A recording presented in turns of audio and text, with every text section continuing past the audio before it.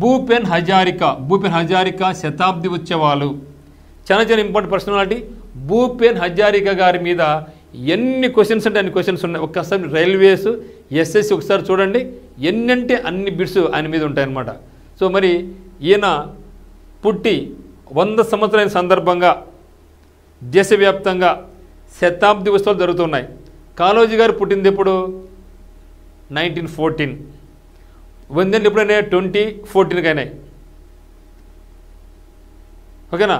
మరి ఆ సందర్భంగా ఏం చేసింది తెలంగాణ రాష్ట్ర ప్రభుత్వం?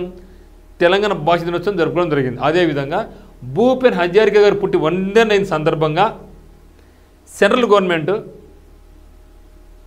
అస్సాం రాష్ట్రం కూడా కలుపుకొని శతాబ్ది ఉత్సవాలు జరుపుకుంటూ ఉందన్నమాట.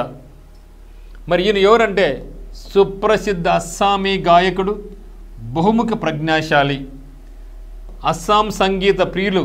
ఈయన సుధాకంఠ అని పిలుస్తారు. ఇది చాలా చాలా ఇంపార్టెంట్. మనం ప్రజాకవిని కాళోజీని ఏమన్నాం? ప్రజాకవి అన్నాం. ప్రజాకవి కాళోజీ అన్నాం. అదేవిధంగా భూపెన్ హజారికాను సుధాకంఠో లేదా సుధాకంఠ అని తెలియదు, సుధాకంఠ అంటాం. హిందీలో సుధాకంఠో అని పిలుస్తారు. దేశంలోని అసాధారణ సుస్వర చక్రవర్తుల్లో ఒకరైన డాక్టర్ భూపెన్ హజారికా పుట్టినరోజు సెప్టెంబర్ 8.